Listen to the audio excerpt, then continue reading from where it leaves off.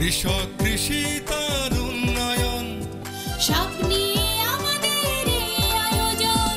বাংলার কৃষি, বাংলার কৃষি, বাংলার কৃষি। ফলবে ফসল ভরবে গোলা আরো বেশি বেশি। বাংলার কৃষি, বাংলার কৃষি, বাংলার কৃষি, বাংলার কৃষি, বাংলার কৃষি। দর্শক, বাংলার কৃষি অনুষ্ঠান থেকে আপনাদের সবাইকে শুভেচ্ছা। কৃষি তথ্য, প্রযুক্তি, পরামর্শ এসব নিয়ে আমাদের প্রতিদিনের কৃষি বিষয়ক অনুষ্ঠান বাংলার কৃষি। কৃষক ভাইরা আমাদের আজকের বাংলার কৃষি অনুষ্ঠানে দেখবেন এ সময় আপনার মাঠ পর্যায়ে করণীয় সম্পর্কে একটি মাঠ প্রতিবেদন, সেই সঙ্গে কৃষি বিষয়ক কিছু গুরুত্বপূর্ণ তথ্য এবং পরামর্শ, এবং শেষাংশে থাকছে মৎস্য বিষয়ক প্রতিবেদন। শুরুতে বিশেষ প্রতিবেদন।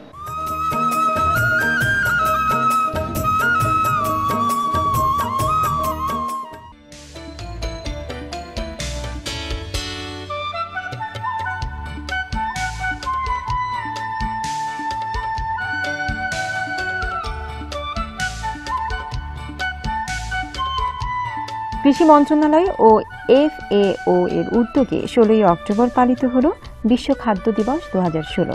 এবারের প্রতিপাদ্য ছিল জলবায়ু পরিবর্তনের সাথে খাদ্য এবং কৃষিও বদলাবে। দিবস পালনের সময় জাতীয় পর্যায়ে সংসদ ভবনের দক্ষিণ প্লাজা থেকে স্কুলের ছাত্রছাত্রী সহ সর্বস্তরের জনগণের অংশগ্রহণে বর্ণাঢ্য র্যালি অনুষ্ঠিত হয়। সরকারি বেসরকারি বিভিন্ন সংস্থা প্রতিষ্ঠানের অংশগ্রহণে ফার্মগেটস্থ BARC চত্বরে 16 থেকে 18 অক্টোবর 3 দিন ব্যাপী খাদ্য মেলার আয়োজন করা হয়। BARC অডিটোরিয়ামে প্রতিপাদ্যের ওপর সেমিনারের আয়োজন করা হয়। মাননীয় অর্থমন্ত্রী আবুল মাল আব্দুল মুহিত MP প্রধান অতিথি হিসেবে খাদ্য মেলা ও সেমিনারের উদ্বোধন করেন। কৃষি মন্ত্রণালয়ের সচিব মোহাম্মদ মঈনুদ্দিন আবদুল্লাহর সভাপতিত্বে অনুষ্ঠানে সেমিনারে বিশেষ অতিথি হিসেবে উপস্থিত ছিলেন মাননীয় কৃষিমন্ত্রী মতিয়া চৌধুরী MP ও মাননীয় খাদ্যমন্ত্রী অ্যাডভোকেট মোহাম্মদ কামরুল ইসলাম। সম্মানিত অতিথি হিসেবে উপস্থিত ছিলেন কৃষি মন্ত্রণালয় সম্পর্কিত সংসদীয় স্থায়ী কমিটির মাননীয় সভাপতি মোহাম্মদ মকবুল হোসেন MP এবং FAO বাংলাদেশ প্রতিনিধি মাইক রাওসান। সেমিনারে প্রধান অতিথি বলেন, দেশ খাদ্য ঘাটতি থেকে খাদ্য স্বয়ংসম্পূর্ণতা অর্জন করেছে এবং চাল রপ্তানি করা হচ্ছে। আগে খাদ্য উৎপাদন ছিল 1 কোটি 10 লাখ মেট্রিক টন, এখন 3 কোটি 80 লাখ মেট্রিক টন উৎপাদিত হচ্ছে। খাদ্যের গুণগত পরিবর্তন হয়েছে এবং পুষ্টিকর খাবার গ্রহণের আগ্রহ বেড়েছে। এসব সম্ভব হয়েছে কৃষি বিজ্ঞানীদের আধুনিক কৃষি প্রযুক্তি ব্যবহারের ফলে। গবেষণায় যে উদ্দীপনা আছে তাতে আরও উৎপাদন বাড়ানো যাবে। বিশেষ অতিথি মাননীয় কৃষিমন্ত্রী বলেন, জলবায়ু পরিবর্তনের ফলে আমাদের কৃষি আজ চ্যালেঞ্জের সম্মুখীন। জমি কমছে, মানুষ বাড়ছে।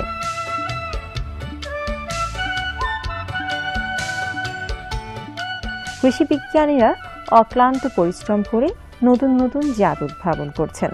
সরকার গবেষণার জন্য প্রণোদনাও দিচ্ছেন। বিজ্ঞানীগণ ব্রিডিং, নিউট্রিশন ও জৈব প্রযুক্তি ব্যবহার করে বন্যা, খরা, জলোচ্ছ্বাস ও লবণ সহিষ্ণু জাত উদ্ভাবন করতে সক্ষম হয়েছেন। দেশে হাইব্রিড ফসল চাষ হোক, তাও একসময় কেউ চাননি। সরকার হাইব্রিডকে অনুমোদন দেওয়ায় জনগণ তার সুফল পাচ্ছে। হাইব্রিড ফসল বর্তমানে খাদ্য চাহিদা পূরণে বড় অবদান রাখছে। খাদ্যমন্ত্রী বলেন, সার, বীজ, কীটনাশক কৃষকের কাছে সহজলভ্য হয়েছে। সরকার যথাসময়ে এইসব উপকরণ পৌঁছে দিচ্ছে বলেই উৎপাদন বেড়েছে। আজকে দেশ চাল রপ্তানিকারক দেশে পরিণত হয়েছে। সরকার উৎপাদন বৃদ্ধির পাশাপাশি ন্যায্য মূল্যও নিশ্চিত করেছে। এবারে খাদ্য মন্ত্রণালয় সর্বোচ্চ 7 লাখ টন ধান ক্রয় করেছে। বাংলাদেশের কৃষকেরা প্রকৃতির সাথে যুদ্ধ করে প্রকৃতিকে জয় করতে পেরেছে। সেমিনারে মূল প্রবন্ধ উপস্থাপন করেন ডক্টর M.A. সাত্তার মণ্ডল, প্রাক্তন সদস্য, পরিকল্পনা কমিশন ও সাবেক উপাচার্য, বাংলাদেশ কৃষি মন্ত্রণালয়। স্বাগত বক্তব্য দেন বাংলাদেশ কৃষি গবেষণা কাউন্সিল এর নির্বাহী চেয়ারম্যান ডক্টর আবুল কালাম আজাদ। কৃষি মন্ত্রণালয়ের আওতাধীন বিভিন্ন সংস্থার ঊর্ধ্বতন কর্মকর্তাবৃন্দ, আমন্ত্রিত অতিথিবৃন্দ, বিজ্ঞানী ও গণমাধ্যম কর্মী সেমিনারে অংশগ্রহণ করেন। ব্যাপক উৎসাহ উদ্দীপনার মধ্য দিয়ে পালিত হয়ে গেল এবারের বিশ্ব খাদ্য দিবস। এই দিবসের উদ্যোগ দেশের কৃষি উৎপাদন বৃদ্ধিতে আরও অনেক অবদান রাখবে, এটাই প্রত্যাশা।